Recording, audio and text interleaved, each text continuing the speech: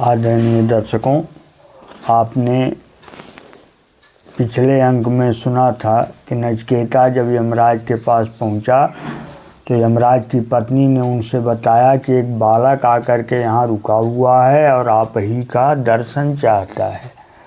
तो महाराज, सबसे पहले तो जा कर के उससे आप हाथ जोड़ करके प्रार्थना करिए, उसको प्रसन्न करिए, क्योंकि आप अच्छी तरह जानते हैं कि यदि कोई अतिथि किसी के घर में भूखा प्यासा रह जाता है, जितने उसके पुण्य हैं, उसकी जितनी अच्छी क्रियाएं हैं, ये सभी चीज़ें नष्ट हो जाती हैं। आज ने जाकर के नचिकेता से कहा।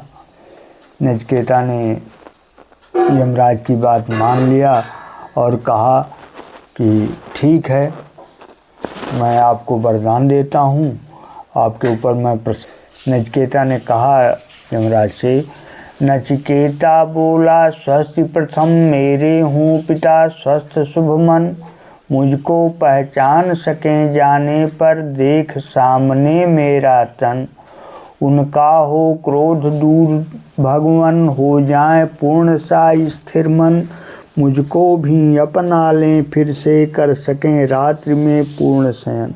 कहा होकर प्रसन्न पहचानेंगे उद्यालक नचिकेता तुमको, मुझसे छूटा देखेंगे जब अब वर दूसरा कहो मुझको। तो नचिकेता ने कहा, दूसरा स्वर्ग कैसे मिलता, यह वर दे मुझे कृतार्थ करें। दूसरा स्वर्ग कैसे मिलता, यह वर दे मुझे कृतार्थ करें, है जहाँ मृत्यु का भय न जरा, है भूख प्यास सब द्वंद्व परे, उस स्वर्ग प्राप्ति का हेतु अग्नि उसका दें ज्ञान मुझे भगवन, आप ही सर्वथा ज्ञाता हैं निश्चय जग में इसके श्रीमन। नचिकेता, तब यमराज ने कहा कि नचिकेता मैं बतलाता हूँ, तू अग्नि विधा पहचान यहाँ, प्राप्तव्य अनंत लोक का यह किसको है इसका ज्ञान कहाँ। फिर यम ने उससे अतिशय प्रसन्न हो यज्ञ विधा संपूर्ण कही, वेदी कैसी कितनी ईंटें वे कैसी हों सब पूर्ण रही, फिर पूछा सबका सार जिसे नचिकेता ने भी सुना दिया, हो गए तृप्त यमराज हृष्ट मन, उसे गले से लगा लिया। बोले वे पुनः प्रसन्न चित्त, मैं एक और वर देता हूँ, यह अग्नि तुम्हारे ही नाम से रहे कह देता हूँ, तुम अब अनेक रूपों वाली श्रृंखला को स्वीकार करो, जिसका विधिवत अनुपालन कर जग से अपना उद्धार करो।